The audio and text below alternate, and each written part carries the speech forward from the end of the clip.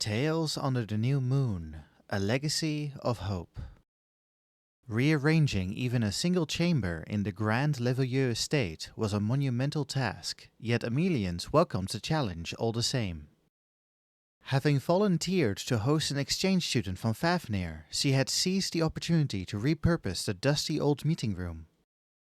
Gone were the conference tables and stiff-backed chairs, replaced by a plush feather bed and a carefully curated handful of cheerful knickknacks.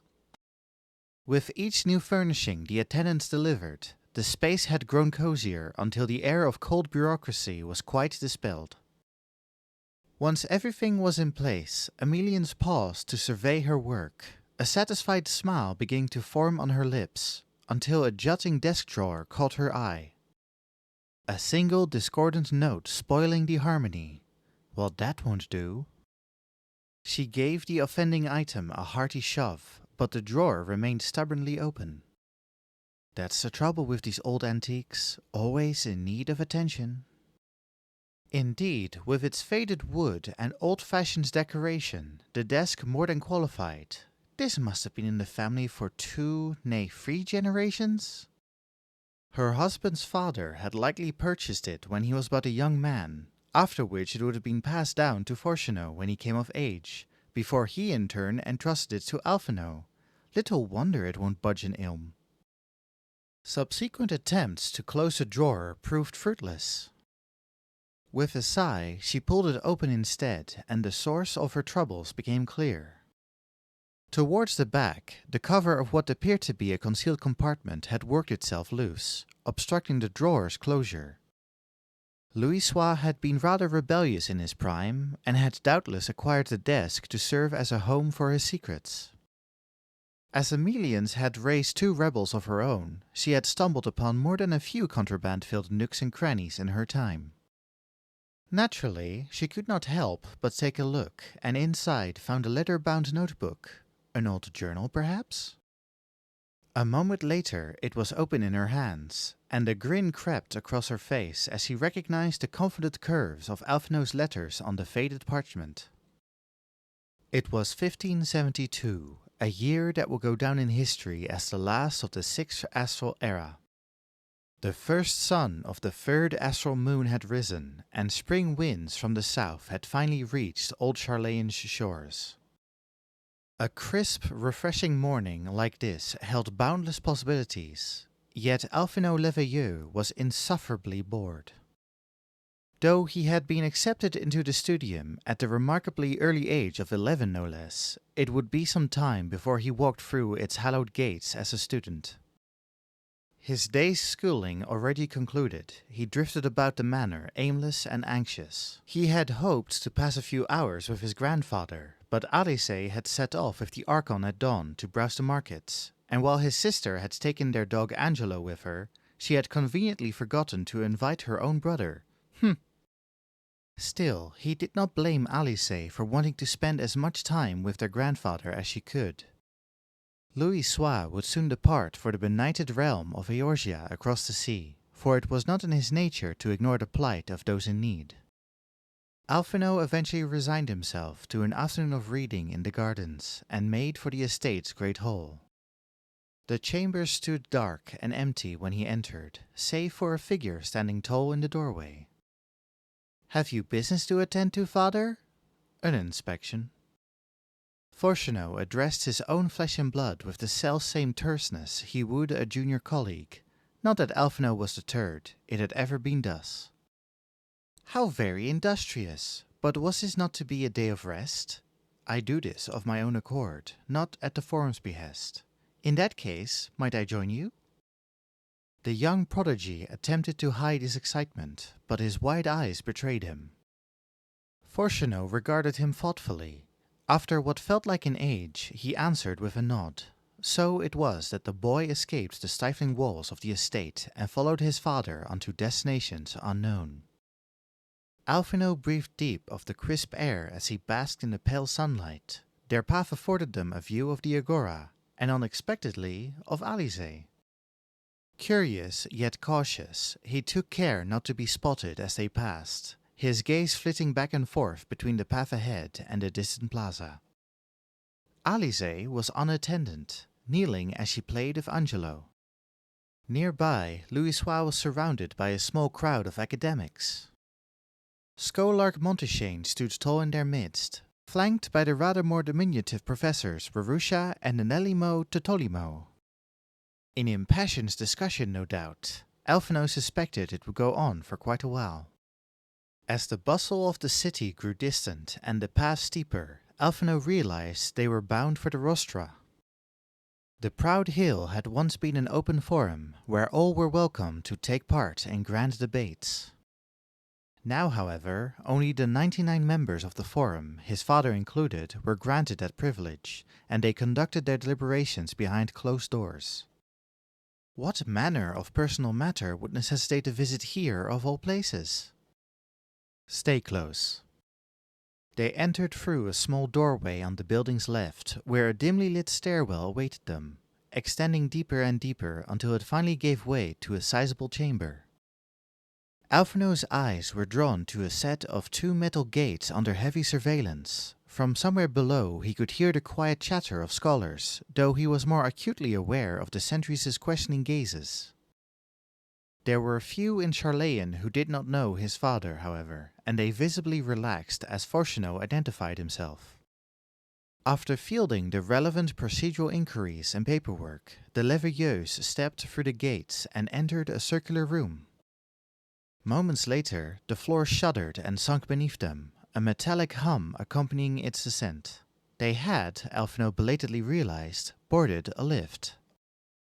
As his mind raced with possibilities, the cold marble walls of the forum suddenly vanished, and a beautiful horizon stretched out beneath him. "Father, what is all this? You must surely have heard the rumors surrounding Labyrinthos?" Charlayan had been built over a dormant volcano, and some whispered of an artificial ecosystem hidden in the hollow caldera, a vault to house flora and fauna from every corner of the star.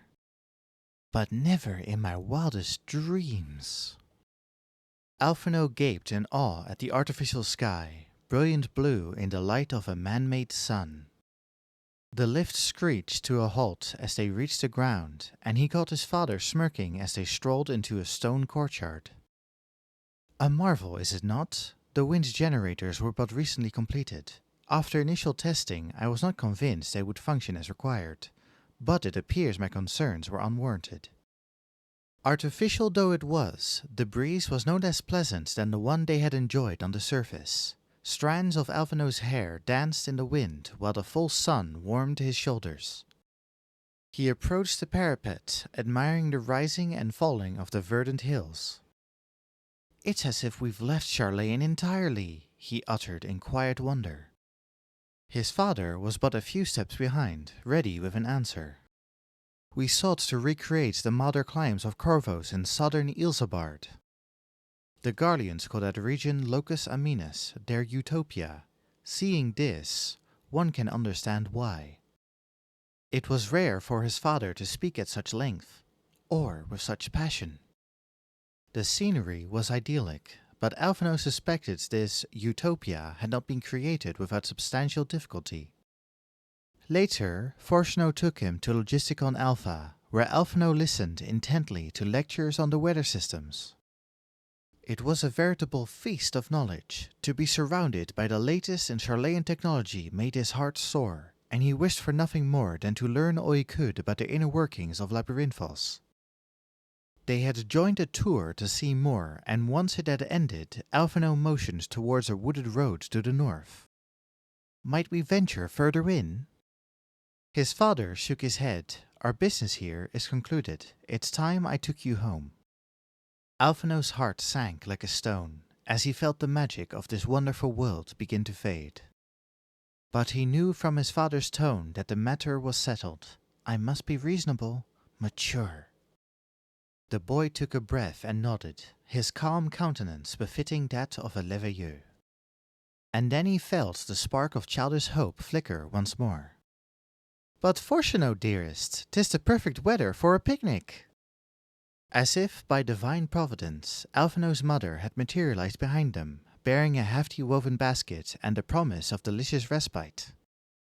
Alice and Louisoix waited not far beyond, laughing as Angelo frolicked in their midst. "You've all been having such lovely adventures without me. I think we're overdue a proper family outing, don't you?"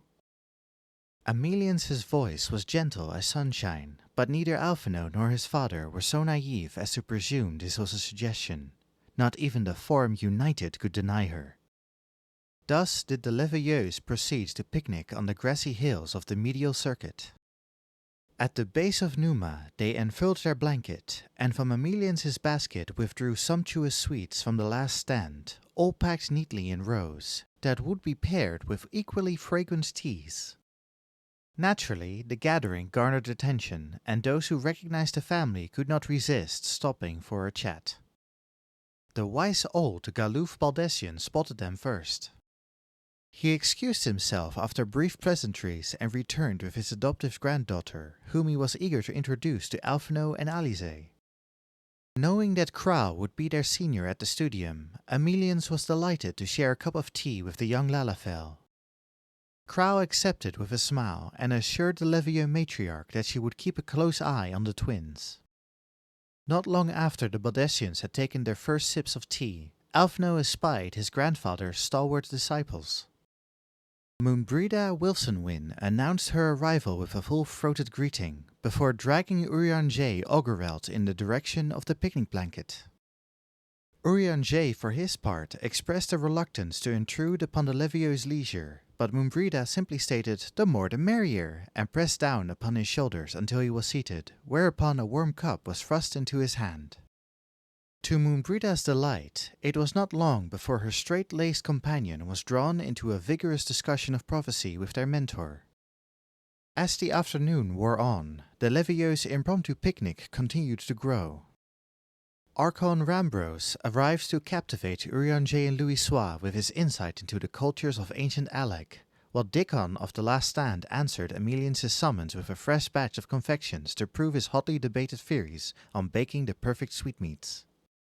Conversation flowed as freely as the tea they shared, every back and forth, every peal of laughter warm and comforting, until azure skies blushed crimson, and the pale sun faded, making way for the shadowed moon.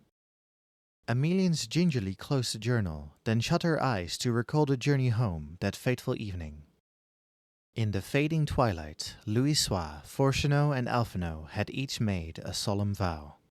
"The flames of hope yet burn bright, and I shall not see them smothered." Louisoix knew only too well that his efforts to forestall the seventh umbral calamity would place him in mortal danger, yet on that day, surrounded by family and friends, he had been the picture of contentment.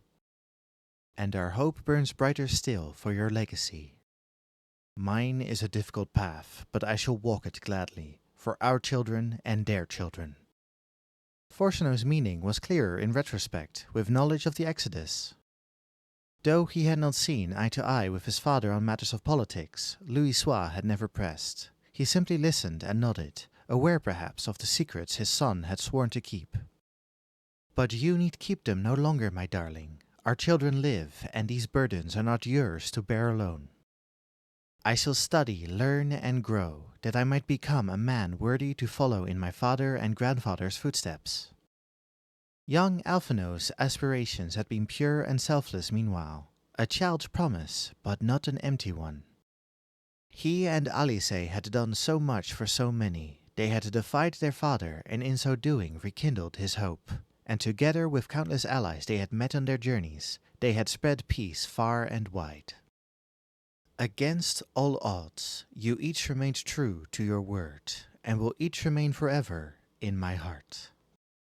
Thank you for listening to Tales Under the New Moon, a legacy of hope.